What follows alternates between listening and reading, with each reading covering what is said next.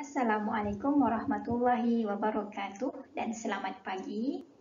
Pada hari ini kita meneruskan sesi pembelajaran bagi mata pelajaran Pendidikan Islam tahun 2 bidang Al-Quran dan tajuk hari ini adalah Kenali Mad Asli.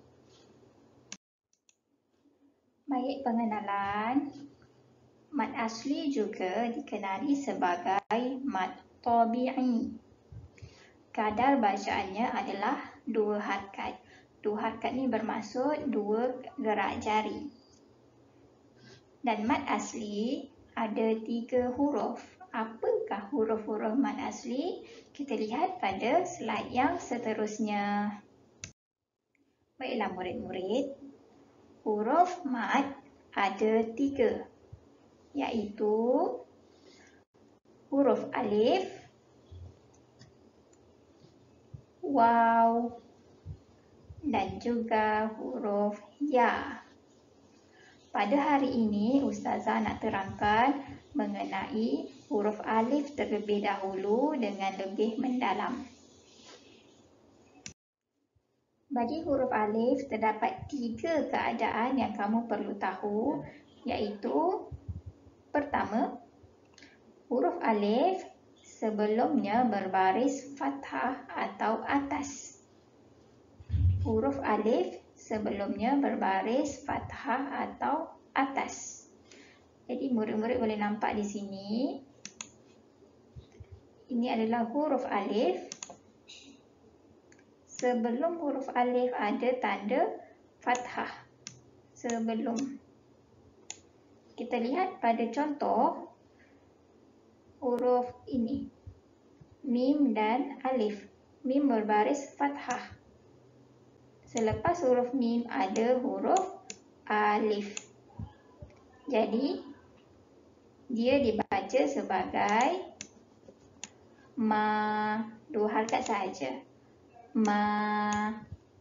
Seterusnya, contoh seterusnya kita lihat bacaannya adalah bima.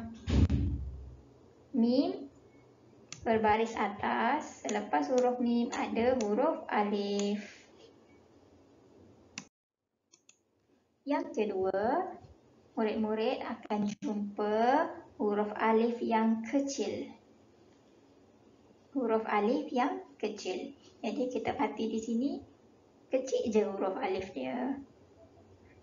Kita lihat pada contoh yang pertama, bacaannya adalah zalika. Zalika. Jadi murid-murid boleh nampak di sini huruf alif kecil di tengah-tengah. Okey, seterusnya bacaan seterusnya walakin. Walakin. La berbunyi, la dibaca panjang sebanyak 2 harakat sebab ada huruf alif kecil. Begitu juga dengan perkataan yang ketiga. Ni huruf alif kecil. Dan perkataan yang keempat, di atas huruf ya ada alif kecil. Jadi macam mana bacaannya? Zulumatin tughyanihim. Okey, boleh nampak kan murid-murid? Alif kecil.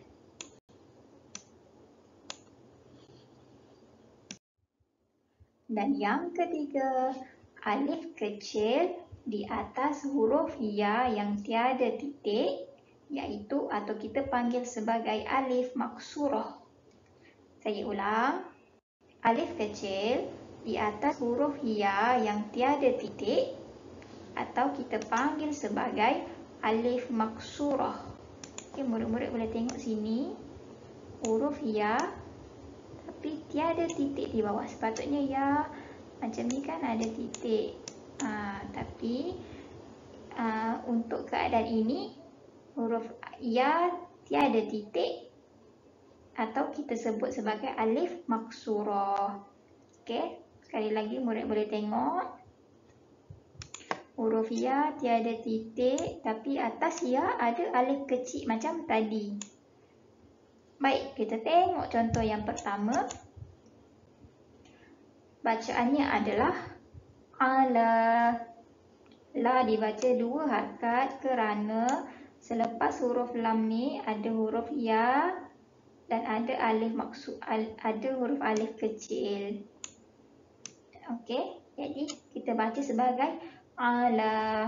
Ya tak perlu bunyi. Yang kedua, kita tengok contoh yang kedua. Hatta. Sebab ada alif kecil di sini di atas huruf ya yang tiada titik. Yang ketiga, wassalwa. Ada alif maksurah di belakang. Dan akhir sekali, bilhuda. Okey, ingat ya murid-murid, nombor 3 ni mungkin akan ada kekeliruan. Jadi saya ulang. Ada alif kecil di atas huruf ya yang tiada titik. Alif kecil di atas huruf ya yang tiada titik. Ya tidak bunyi ya, tetapi kita baca sebagai berbaris atas. Atau kita sebut sebagai alif maksurah. Baik, sekarang murid-murid boleh buka buku teks, buka muka surat 25 dan kita sama-sama perhati dan baca potongan ayat di dalam muka surat 25. Yang pertama, keadaannya alif sebelum alif berbaris fathah. Okey, kita baca yang pertama. La, ma,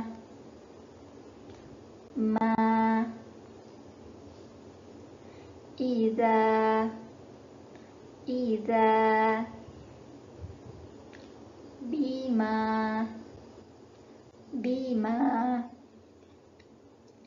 ghasiqin,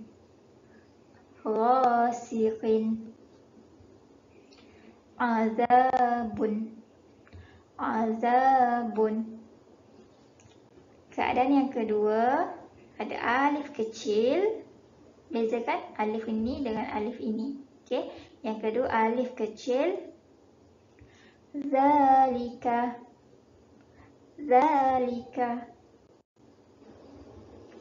walakin,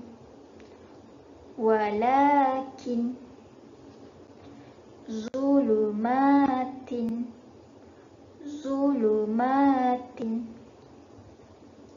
tughyanihim,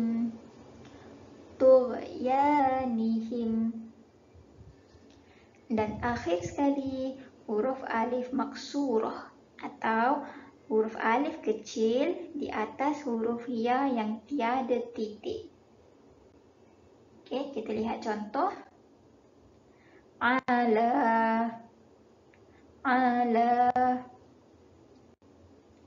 hatta,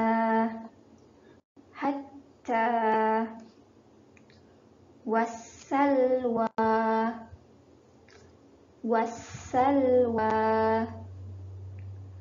bilhuda. Baik, jadi murid-murid jangan keliru. Walaupun ada huruf ya di belakang, tapi ya itu kita tidak bunyi macam biasa. Bunyinya tetap bunyi berbaris fathah atau berbaris atas. Okay, jadi sekarang kita sama-sama membuat aktiviti di dalam buku aktiviti anda, muka surat 25 juga. Arahan, baca dan suaikan bunyi yang sama. Bunyi yang hampir sama ya. Baik, kita lihat pada contoh. Hatta. Kita murid-murid kena cari jawapan di sini. Apakah contoh yang lebih kurang bunyinya sama dengan saya sebut tadi? Iaitu hatta. Okey, sini sudah diberi jawapan. Hatta, apa bunyi yang hampir sama adalah syatta. Baik, kita cuba jawab soalan pertama. Saya baca. Ghasiqin. Ghasiqin. Apakah bunyi yang hampir sama dengan ghasiqin? Adakah hasidin, fa'aghna, watawalla, asqalaha, qala. Saya ulang, apakah bunyi yang hampir sama dengan ghasiqin? Okey, yang pertama hasidin, fa'aghna, watawalla, asqalaha, qala. Okey, saya pasti murid-murid sudah dapat agak jawapan dia. Ambil pembaris, kita padankan dengan jawapan yang betul. Jadi, ghasiqin, jawapannya adalah hasidin. Baik, kita lihat pada soalan kedua. Saja. Apakah bunyi yang hampir sama dengan saja? Pertama, fa'aghna. Kedua, watawalla. Ketiga, asqalaha atau qala. Jadi jawapannya adalah qala. Baik, kita lihat pada soalan ketiga. Fatarubo. Apakah bunyi yang sama? Fatarubo. Pertama, fa'aghna ataupun watawalla ataupun asqalaha. Jawapannya adalah yes, fa'aghna, fatarubo. Okey, soalan yang keempat. Yatazakka. Apakah bunyi yang sama dengan kalimah yatazakka? Adakah watawalla ataupun asqalaha? Ya, jawapannya adalah watawalla. Dan akhir sekali, akhbaraha. Akhbaraha. Bunyi yang sama adalah asqalaha. Asqalaha. Baik, jadi sampai di sini sahaja sesi pembelajaran pada hari ini. Assalamualaikum warahmatullahi wabarakatuh.